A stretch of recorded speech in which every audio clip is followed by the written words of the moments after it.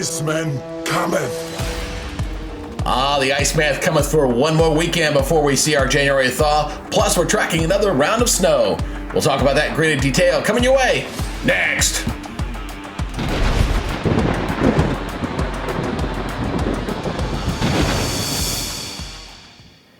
Hello everyone and welcome back to the Weather Nerds YouTube channel. I'm meteorologist Greg Majeski, and we always like to welcome all our new visitors to the site. If you're a subscriber, we appreciate your support, and if you haven't subscribed yet, all you got to do is hit the subscribe button, hit that notification bell to be alerted on future content, and leave me a comment. Give me a thumbs up down below, as it really helps with the YouTube algorithm as I try to grow this channel. Now let's go ahead and talk about what you need to know for this edition. All right, we're going to look at the European model. We're going to look at those temperatures through Monday as we're going to track this cold air as it comes down across the continental United States. We're going to look at the intermediate model. We're going to look at the NAM, and we're going to track that storm system over the next 84 hours as we head into this upcoming weekend. And then finally, we'll look at the snow totals, and we'll have a little fun with this. We're going to take a look at the European, the GFS, and the NAM. We'll take a look at the snow totals on this. Now, unlike what I've seen in some social media out there, it's a nice little snowstorm, but this is not a mega event, but I think it's something that snow lovers will be enjoying, especially if you live in Ohio. All right, lots to talk about. Let's go ahead and take a look at the latest model data.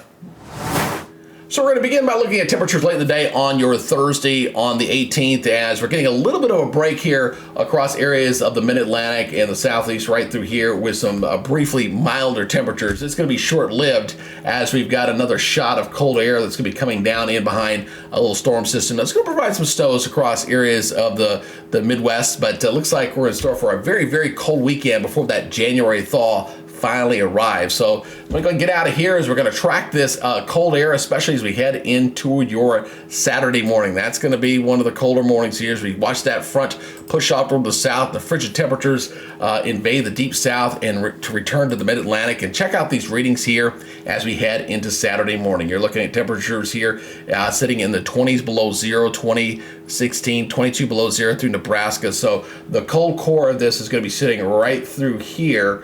But you can see it's made its way all the way down to the Gulf Coast. Some very frigid temperatures, to say the least. You can see some of these readings across areas of the south. How about 3 in Nashville? That's quite nippy, to say the least. And temperatures in the 40s in toward Tampa and Orlando. And it's going to be even colder than that as we go into your Sunday for areas down toward Florida. But again, most of the country looking at some very frigid temperatures, except for out west. They're getting a little bit of a break, obviously, out in here briefly, but it looks like we're in store for a much milder weather as we head into next week. But we're going to focus mostly here on the cold air. Look what happens as we go through the day on your Sunday. Areas of the deep south, I mean, not even going to get above freezing. We're talking about Atlanta, Birmingham, heading over toward Nashville, staying below zero here. And that cold core is going to shift a little bit as we head into Sunday morning. So areas around Chicago and Des Moines, right through this area in here is going to be quite frigid.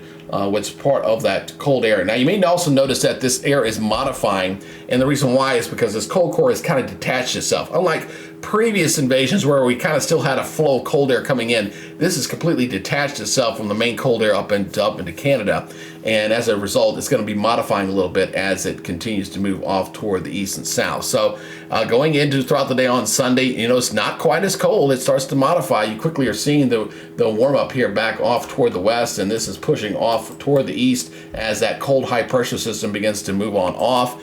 And then it looks like Monday morning will be the last of the cold air holding on, especially across areas up into New England and up through Pennsylvania, New York, up through here. This will be quite cold. A lot of interior areas down into the single digits before we see the warmer weather come in heading into Tuesday and Wednesday following that. Now let's go ahead and take over and take a look at the wind chills. We want to look at the wind chills. There's going to be some wind with this we're going to have to watch closely as well. So let's go look at the wind chills here as that cold core dives down toward the south here as we head into Friday morning. You're looking at these wind chills sitting up here into the 30s, 20 below zero here Friday morning. They're going to be even colder into Saturday morning. Check a look at some of these readings here into Saturday morning. You see all the white in here. That's indicative of 39. That's a 35 below zero, 39 below zero, 37 below zero there called Iowa, into South Dakota, Nebraska. Some very bone-frigging low temperatures, but also down into the deep south as well. Look at it, 9 below zero there, wind chill there into areas of Nashville, 4 in Atlanta. So quite nippy to say the least. In New England, you're getting in it as well. A lot of below zero wind chills up here with this cold air invasion.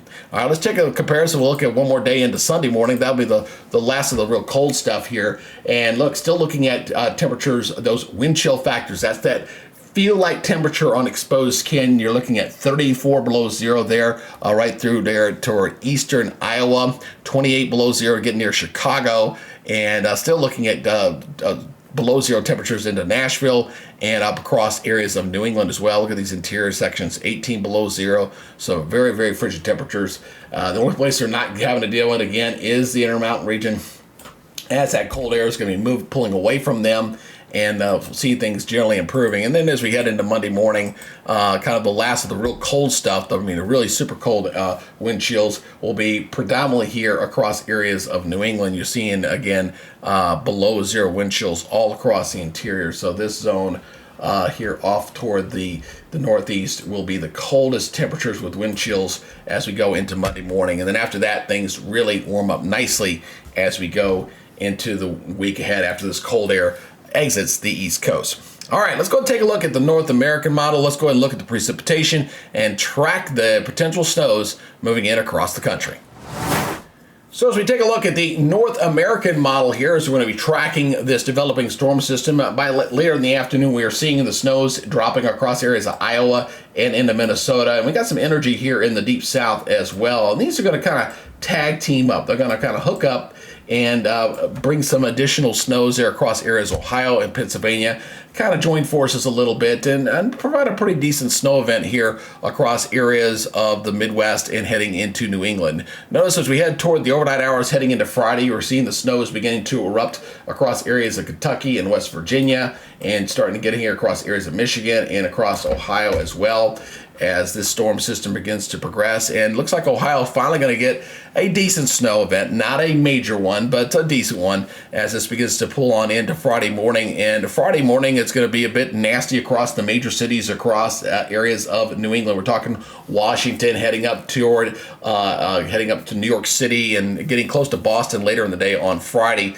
Could be some travel delays, so make sure you check ahead with your carrier as this little snowstorm moves up into the northeast, as that cold air is going to be coming in on the backside of this storm system and make it quite frigid for the weekend, as we've been showing you. Still looking at some decent snows across areas of Pennsylvania and New York as we head toward mid-morning, and by the afternoon, some pretty decent snows across areas of New Jersey and New York City. I think all the cities get this. If it's finally Central Park's going to get a decent snow event, I believe, out of this particular event. And then it'll continue throughout all the day on Friday. And then as we head to Friday night and Saturday, that low pressure system begins to pull on off, and we see just plain old cold conditions there across areas of New England. And out on the West Coast, we don't forget our friends out there, a little weak system coming in there, providing some rains throughout the day on your Friday. But other than that, a fairly quiet weather day as we head into the weekend. Just big old cold area of high pressure sitting in the middle of the country before it kind of migrates off the eastern seaboard, and we see things begin to warm up as that pattern change begins to take shape. All right, let's go have some fun and take a look at those snow totals, and we're going to look at 3 different models to see what kind of snow potential you could be seeing in your area. So we have a nice little snow event coming your way across areas of the Midwest and heading into New England as we watch this developing storm system kind of come together and provide some snows before our January thaw moves on in. And you can kind of see here by late in the day on Thursday, I've seen some of the snows that are tracking with that initial energy here across areas of the high plains coming into Iowa as we go into late in the day on your Thursday. So let me go ahead and zip out of here as we go ahead and track the first model here. This is the European model, and we're going to track this move on into across areas of the Ohio and Indiana throughout the day on Friday. Seeing finally getting some snows over the entire state of Ohio. Been kind of beating that drum for a little while. Going to get some higher elevation snows across the Appalachians into areas of West Virginia, and a little bit of lake effect also kicking in there as well. We'll go zoom in here a little bit closer here. You can see clearly where some of these lake effects are going to be taking place here. You see it here across areas of Lake Michigan, and also seeing it here across Lake Erie as well, going up into Buffalo, where they've been hammered pretty well. And of course, the higher elevations seeing some snows as well, with a little bit of lift help from the orographic lifters, like we call it there, across areas of West Virginia. So we're going to wrap this thing up on Sunday morning. There you can see the totals here. We'll highlight some of these. Again, this is the European model. The higher areas in here, you're going to see areas there in purple. That's going to be up 6 inches plus. So, but most areas in here look like generally into the 3 to 4 inch range across areas of Ohio into Pennsylvania, and a little bit lighter amounts here across areas of eastern portions of Pennsylvania and going into New York. So this is going through 84 hours here, and that should wrap up the snow event. Notice that most of the upper areas of New England are going to miss out on this one. This area here will be pretty much snow-free from this particular event. All right, that's the European model. Let's see if there's any big changes as we switch over to the American GFS model. So let's go and take a look at that one. And we're going to progress this as well over the same period. So let me go ahead and zoom back out again as we watch and track this storm here. And you can watch this again coming out of the plains. That's that initial energy coming down throughout the day on Thursday.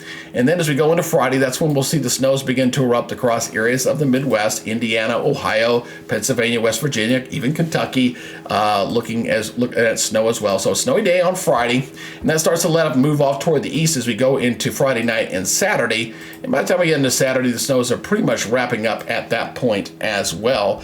But you clearly see the same path. You're seeing that little energy diving down this way. As it hooks up some of that southern energy there, it picks up intensity. So what was just kind of a light dusting of snow across the plains picks up a little bit, complements of the cold air and little additional moisture and energy coming in from the south throughout the day on this. And these are also looking fairly uniform, also looking in pretty good agreement as well. I'll go ahead and zoom back in here again. Again, you're seeing the areas where you're seeing some lake effect in here, obviously, and the orographic lift as well across the Appalachians, but generally looking again in that range of say 3 to 4 inches here across most of Ohio into Pennsylvania, and just some isolated higher amounts thanks to the lake effect snows and of course the Appalachian Mountains. So again, this will take us all the way up through Sunday. We'll take it up Sunday 12Z, and again the snow's pretty much wrapped up. And again, areas of Maine up toward New Hampshire and Vermont, you're going to miss out on this particular snow event. All right,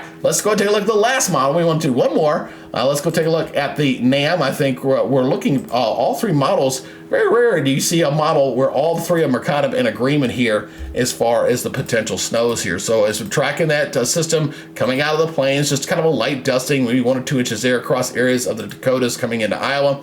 But as soon as it taps some of that moisture coming from the south, we start seeing it fill in a little bit more. Now, this model here is leaving a little bit of a gap. Notice there across southern Ohio, which wouldn't shock me because it seems like Ohio's got a force field there, but it does fill in a little bit. But it looks like southern Ohio does not see as much according to the NAM model. The European GFS are pretty much in agreement here, but the NAM does have some slight differences here as we go and pull this through again to about 12Z. So seeing the general hot spots once again, but the one difference that I do see here on the intermediate model is that we're not seeing as much snow across areas of southern Ohio and also across areas of southern Indiana. Not seeing as much snow in that area. The hot spots are still there. You're seeing the lake effect there off Lake Michigan, Lake Erie, and of course a little bit of enhancement of the snows there across areas of West Virginia.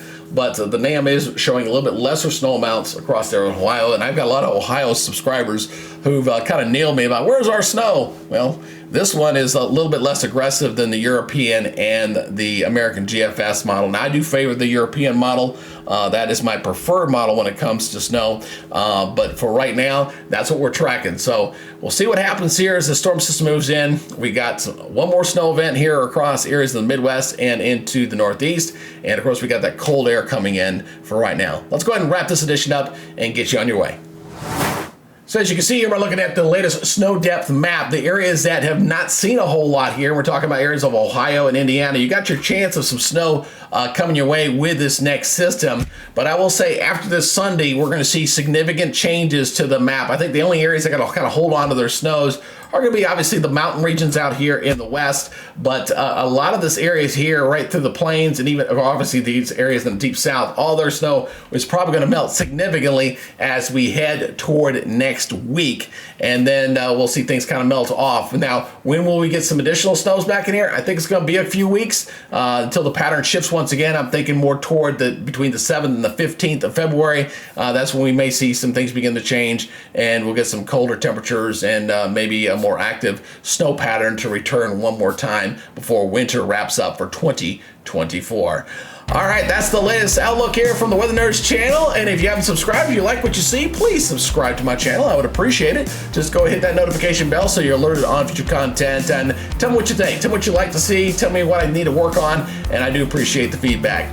All right, that's your latest update for now. You guys take it easy. We'll see you on the next edition. Until then, be good out there. We'll see you later. Bye-bye.